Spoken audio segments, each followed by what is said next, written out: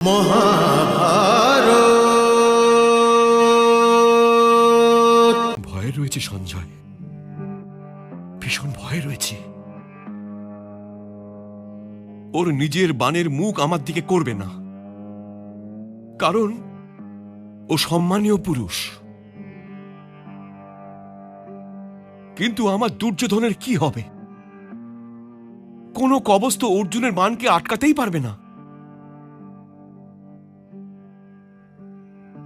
তাছাড়া এটাও তো সত্যি কথা সঞ্জয়,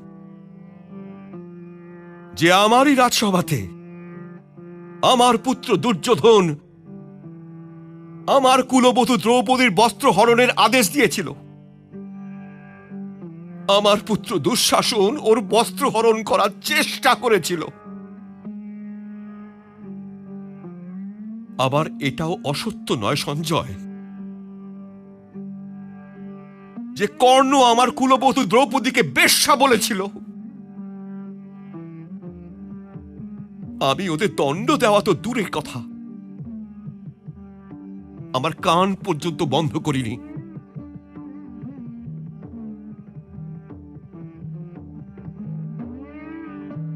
তবে এখন আমি ওদের কোন মুখ নিয়ে বলবো পুত্র যে ভুলে যাও যে তোমাদের সাথে কি কি হয়েছিল? আর যেদিন অর্জুন বিরাটে হস্তিনাপুরে সেনাদের হারিয়ে দিয়েছিল, সেদিন জ্যেষ্ঠ তাতশ্রী ছিলেন, আচার্য দ্রোণ ছিলেন, কৃপাচার্য ছিলেন।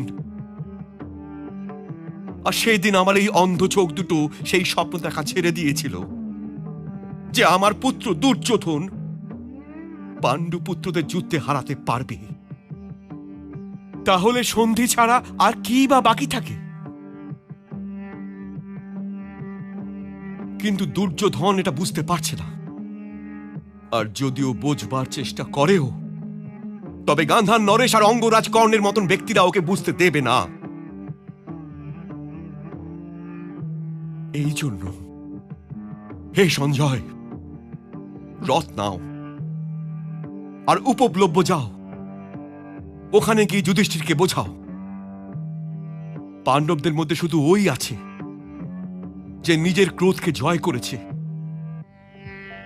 ওকে বলো যে ওর জ্যেষ্ঠ পিতা যুদ্ধ চায় না, শান্তি চায়। ওকে আশ্বাস দাও। আর যদি তুমি ওকে এই আশ্বাস দিতে পারো, তবে হস্তিনাপুর রাজ্য আর তোমার নরেশের উপর তোমার উপকার হবে।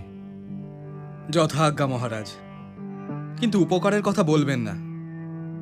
এই সঞ্জয় কি উপকার করবে হস্তিনাপুর আর তার নরেশের ওপর? আমি তো স্বয়ং আপনার অনুকম্পার ঋণী। এখন আমাকে আজ্ঞা দিন।